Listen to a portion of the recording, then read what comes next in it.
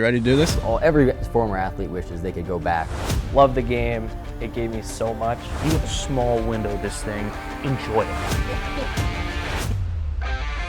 This is A New Path, a sports podcast, hosted by Peyton Schmitz. Hello, everybody, and welcome to The New Path, a sports podcast. I'm your host, Peyton Schmitz, and this could potentially be our last on-camera edition of the podcast during my time here at the University of Toledo. I am sadly graduating, which is hard to believe, but we've got a fun one coming at you today. Today we've got another University of Toledo student. His name's Mackowiak. Mark, welcome to the show. How you doing, man? I'm great. Thanks for having me on, Peyton. I'm kind of honored. First time on, might be the last studio one, so it's great. Yeah. Big honor. It's a fun time, man. So, what was your first sports memory? You played tennis. We'll get into that later, but what was the first thing you remember? Well, I'd say going back probably to kindergarten.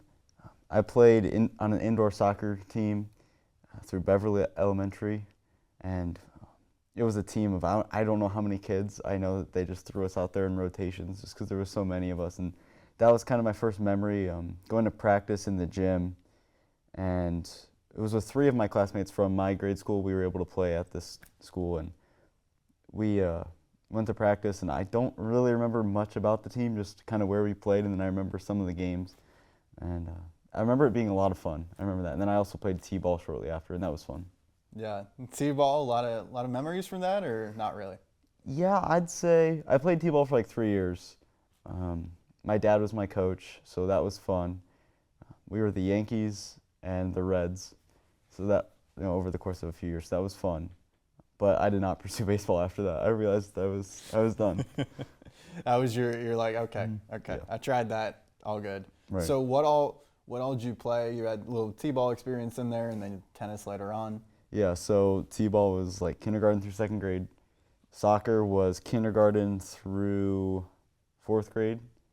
And then basketball was 2nd grade through high school. High school was just CYO, but still played it. Yeah. And then I played football 7th and 8th grade. And then tennis was all of high school. So, cross country. I did cross country from 3rd grade through 6th grade. Cross country, okay. Yeah. How did you feel about cross country? I hated it. You hated it? Hated running. I was like, I can't just run. I need something to run after. I need a ball to chase or play with. Like, I can't just be out there. And I wasn't very fast. So like, it wasn't fun because I was not competitive at all. But my mom and dad were both coaches of that.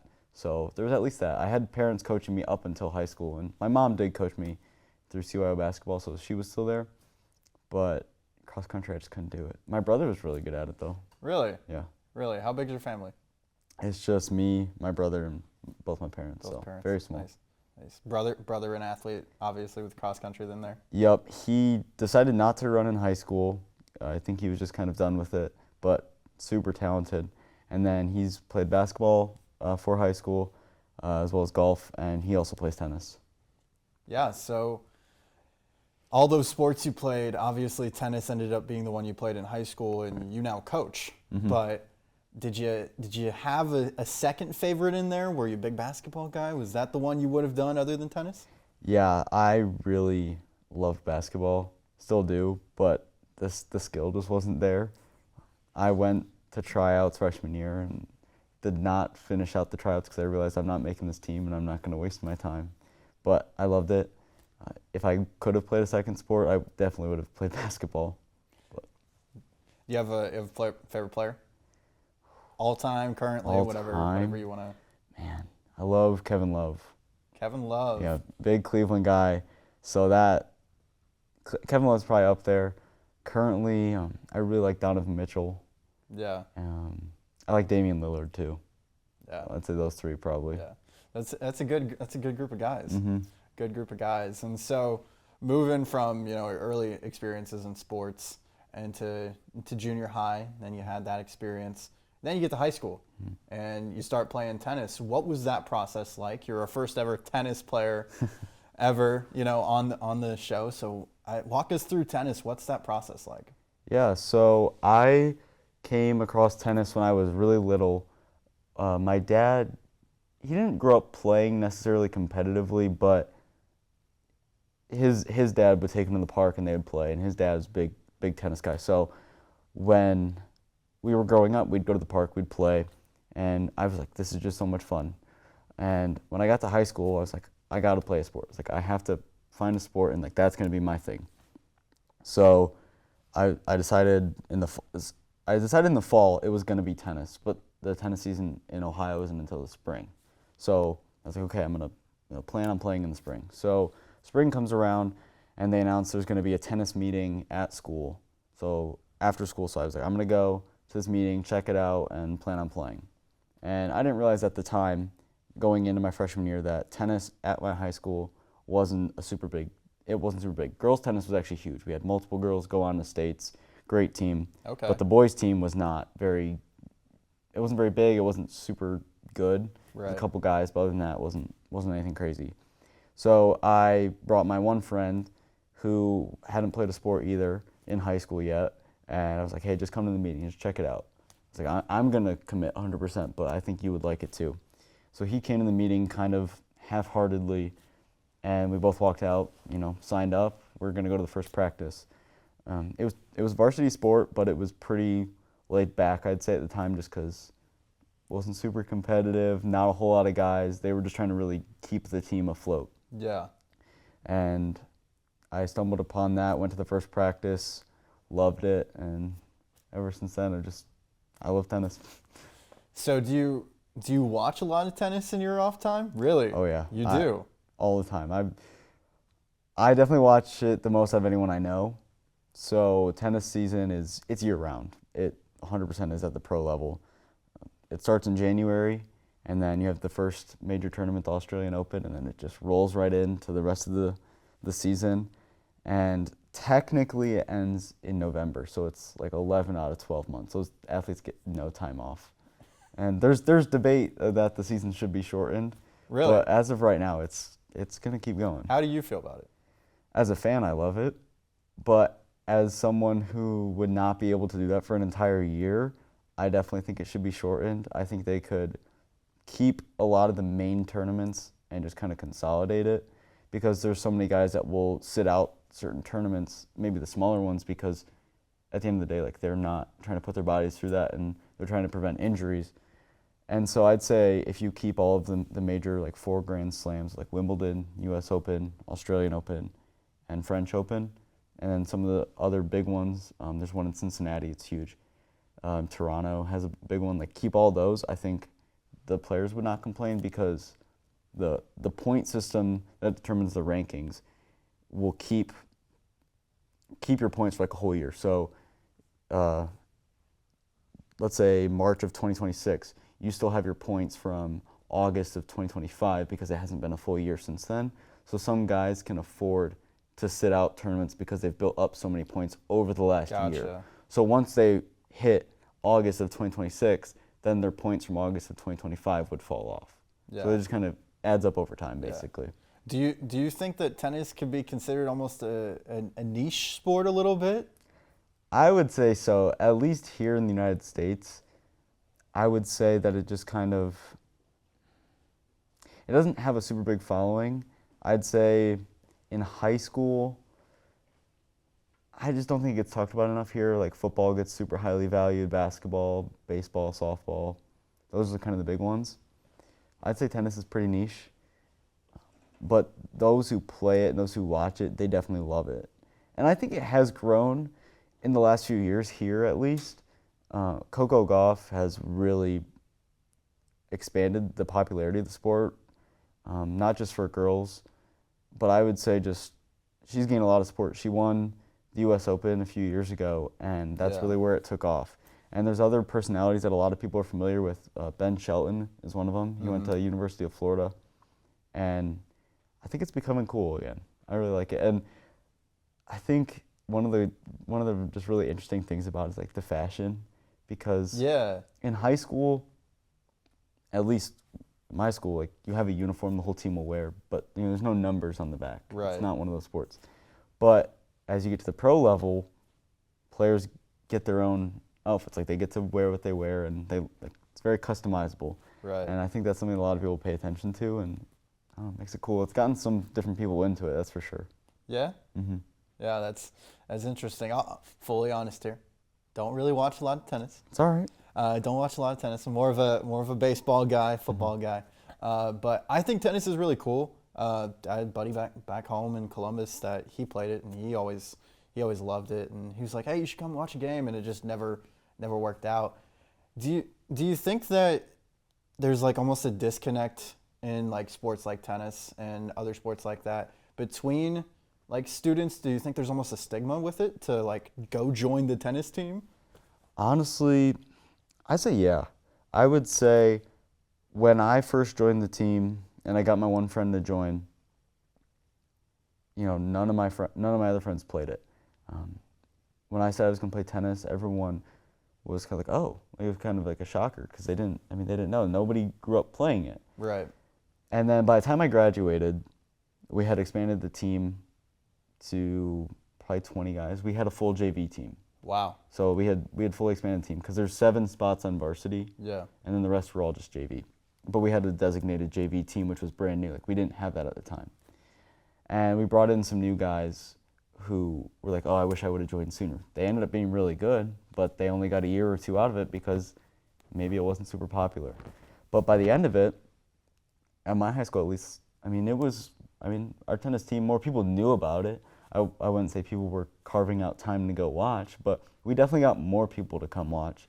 And people would be like, hey, how was the match, Yeah. And I don't know, I think we definitely grew it, but there's definitely some sort of stigma because it's not the cool sport, Like, Yeah. everybody grows up playing football, basketball, baseball, volleyball, stuff like that. Yeah. And tennis, there's kind of the stigma that you have to be rich to play it, but that's not true. You can go get a cheap racket from Walmart or Target for $20 and a can of balls, Yeah. and you just go play. There's so many free courts everywhere. I didn't grow up playing lessons, but you don't have to really spend any money to play. You can go to Goodwill and get a racket. So I would just say it's more accessible than a lot of people think. Yeah. Yeah, it's interesting when you think about it because, like you said, volleyball, football, baseball, even hockey, to an extent.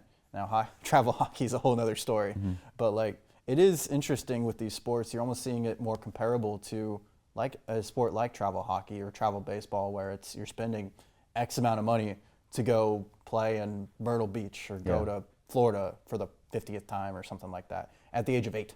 Right. And tennis, it's like something a lot of people don't find till later in life. It's kind of similar to golf in that way, I would say.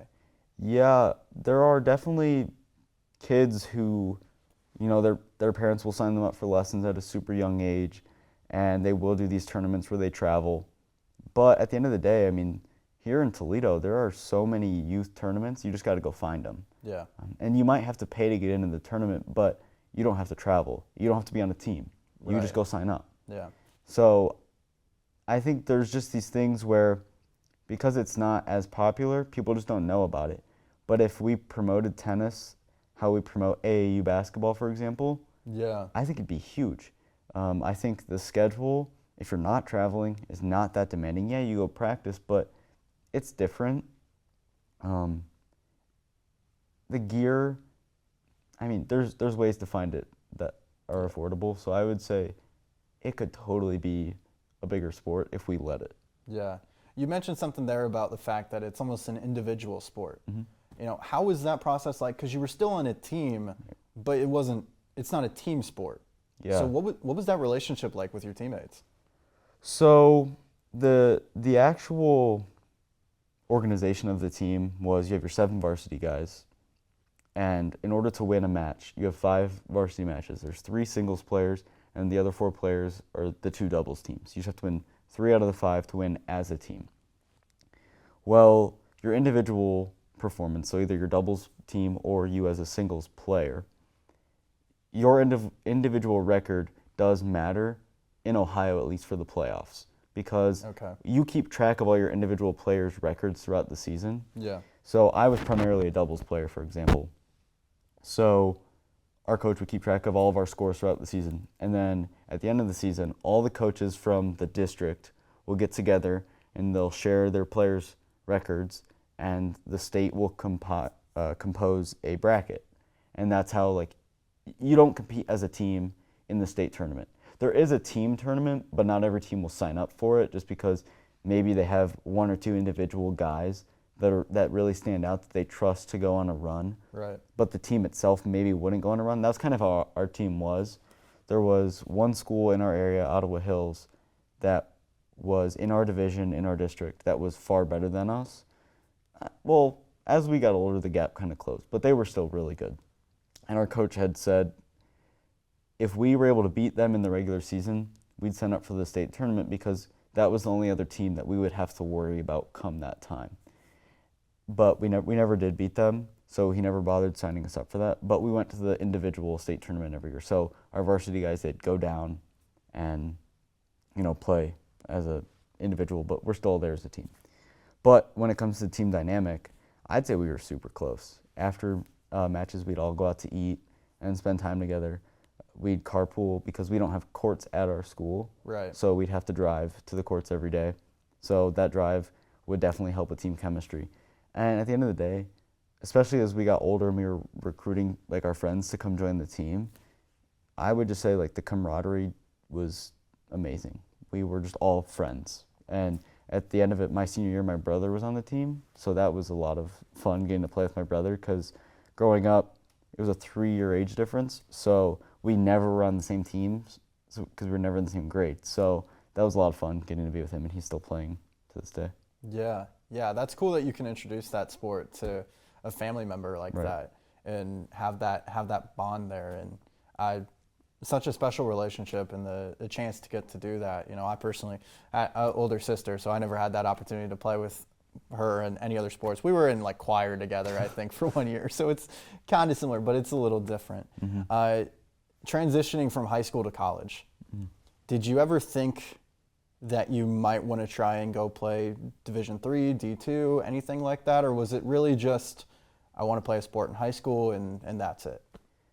I would say going into it, having no real competitive experience with it, I didn't have any sort of, I wouldn't say I had dreams of it, but it was never really a goal because I just kind of want to get my feet in the water. And as, we moved up and got better and better every year. I ended up playing varsity all 4 years, but as it got better, I thought about it, and Lourdes University here in Sylvania, their coach had gotten my email at some point and sent an email just asking if I wanted her to come watch. And I thought about it. I was like, no, not really, because when I looked into it, they didn't have any of the majors or the programs I would have wanted to study. So I thought about it. I was like, there's no realistic chance of me making it pro, because making it pro in tennis is one of the hardest things you can do, because you can play professionally, but you can't make a living unless you're like one of the top 100 players in the world. Right. So it's really difficult. And I was like, there'd be nothing beyond the college level, so it's not really worth it to me. So I kind of dropped those dreams of playing beyond high school, and that definitely changed my perspective on a lot of it. Was kind of just, I'm going to enjoy it in the moment and take it for what it is. But I would have loved to play beyond the high school level. I loved playing, I still do. I miss the competitiveness and the aspect of competing, but it wasn't there.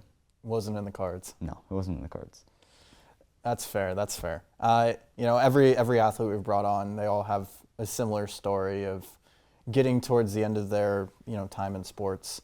For you personally, how did you feel about realizing that, I'm done after this match, like this is it?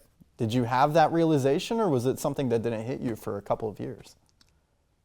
I'd say it came in 2 waves. So the first one, with the senior season coming up, we had a really strong junior year. That was kind of when we had fully shifted the team into being really competitive. And we went into it our school had dropped out of the league that we were in the year before. It disbanded. It was no longer around. The track was just no longer a thing. And the school itself had joined a bigger conference up in Detroit, but Michigan plays high school tennis in the fall for the boys. Okay. So we had to just be independent. We weren't part of a league. Right. So we went into it just kind of, trying to build up our resume for the playoffs, the state tournament, because there was no league tournament or anything like that. So we went in, and that year we just had a bunch of rain. A bunch of matches got rained out because tennis is one of those sports you can't play through in the rain. If the court is wet, the ball will not bounce. You will slip. It'll just be a disaster. Well, not being in a league, we didn't have to reschedule any of the matches. We rescheduled some of them, but we weren't forced to reschedule them. So a lot of that senior season got cut short just because there wasn't those matches to be made up. But we still had a really good year, and we got to the state tournament for individuals. And I went into that tournament with my doubles partner and was like, he was not a senior, he was a junior. And I was like, hey, I want to make it past districts. I really want to do this. I've never done it. Right. You have to win 3 matches to get past districts. I think it's regionals and I think you get to regionals and then states. So it's one regional match and then it's states or something like that. I don't know. I never got that far. But went into that tournament with the mindset I really, really want to do this. He's like, yeah, let's go all out. So first match we won. I don't remember the details of it. I just remember we won. And then the second match, I think we had a bye that year. So we only had to win 2 out of 3. Yeah. Third match was against the Ottawa Hills school I was telling you about. And it was guys we had played before in the season already. Played them close. So I was like, we have a chance. I'm like, let's just go out there. And it was back and forth. And I'm one of those guys that gets really fired up when I'm playing. And I remember just having fire in my eyes. I was just I was like, I want to do this. I really, we were so close. And we lost the first set in a tiebreaker, so we still had to win the next 2 sets in order to move on. Right. Second set, we're up big, and I'm like, all right, let's do this. Let's finish this and close it out in the third, because I felt like we were playing better. And they kind of clawed back, and we ended up going to another tiebreaker. I was like, tell my partner, I'm like, dude, we gotta close this out. We're right here. We cannot let them win this. And it was back and forth in the tiebreaker. And I remember the last shot I hit into the net, and it was over. And I just remember, go shake their hands, and went over to the bench on the side, and I just remember sitting on the ground and just look around and dang, it's over. Because it felt like we had a real chance. And it kind of hit me I'm not going to play this ever again. We did have one more match that was our senior night after, because that did get rescheduled. But I was like, this is the last match I'm going to play that means anything. And so that definitely hurt. And then got over it, over the summer and whatnot. And then freshman year of college, spring rolls around when I would have been playing tennis. And it was I'd gone a full year without playing any sort of sport for the first time since I was in kindergarten. And that's when it hit me again. I was like, dang, I really wish I was playing sport right now, because this is just a part of my childhood. And, got through the spring, and I had decided fall of my sophomore year I was going to join the club tennis team. So I did end up joining that, but there was definitely 2 times where it really hit me. Right. Yeah, and that decision to join the club tennis team, does it kind of fill that void a little bit, or is it how does it feel? I would say, so I joined the club mainly for the practices because I wasn't really wanting to travel with the team or pay the money to travel or anything like that. I was just kind of going just to play. Yeah. And I did end up playing in one of the tournaments that was here in Toledo, so I still got that aspect of it. But I would say it's definitely not the same, just because it's just for fun, really, and there's tournaments, but it's just mainly for fun. But when it comes to the playing of it, it definitely fills that void. But the competitiveness, just because I don't travel with them, doesn't really. Yeah. So I definitely still miss it. Yeah. Yeah, absolutely. And you found other ways to be involved in sports, which is a great way to stay involved. What would your advice be to athletes out there that are going through similar things you went through, realizing that, oh, my time is up and now next steps? Well, before your season is officially done and it's coming to an end, I would say just cherish what you have and kind of relish in the moments that you have, because you don't know when it's going to be your last game. And you might have a ballpark estimate of when that might be, but it could be over the first round of the playoffs and you don't expect it. So I would say just kind of, enjoy it, because if it's a sport you love, you're going to miss it. So definitely just relish in it. And then after it, if you love sports that much, there's so many avenues to keep it going. There's commentary, there's club sports, there's just playing with your friends. There's so many different avenues to just kind of keep that fire lit, to keep playing and keep loving it. So I would say just, explore all your options. Explore your options. I like that. Mm-hmm. I like that. Is there anything you wish, if you could go back in time, you change the past, is there anything you would change about your experience with athletics, or would you keep it all the same? I would say I would have, if I knew everything I knew and how everything was going to end, but I could change that, I would beg my parents to get me into tennis lessons at a younger age, because we didn't do lessons, didn't do tournaments, none of that stuff. We just played, CYO sports, and that's how we were brought up. But it's expensive, I understand that. But if I had gotten into tennis competitively when I was younger, I think, it's hard to say I would have played in college, because, it's a hard path to go down. But it would have made it a little bit more realistic of an option, because a lot of the kids that do grow up playing, if they continue it through high school and everything, they do go on to play. So I'd say definitely just beg my parents to let me, play younger. Even if it was just joining those tournaments and getting better from those, I would have totally loved to do that. We'll kind of go in more of a positive direction here. Mm-hmm. In all of your time in sports, what's your favorite moment looking back? What's one thing that stands out from your high school career? You talked a little bit about your early experience with T-ball and everything, right. But what's the defining moment of Mark's athletic career? It was definitely from tennis.